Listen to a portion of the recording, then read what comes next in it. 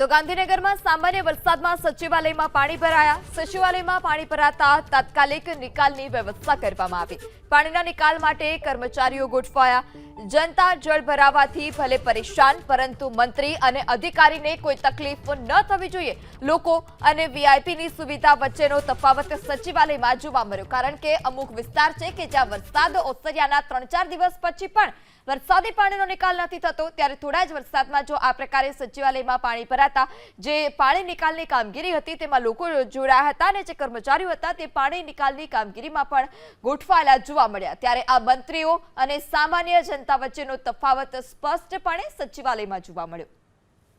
તો ગાંધીનગરમાં સામાન્ય વરસાદમાં સચિવાલયમાં પાણી ભરાયા. સચિવાલયમાં પાણી ભરાતા તાત્કાલિક નિકાલની વ્યવસ્થા કરવામાં આવી.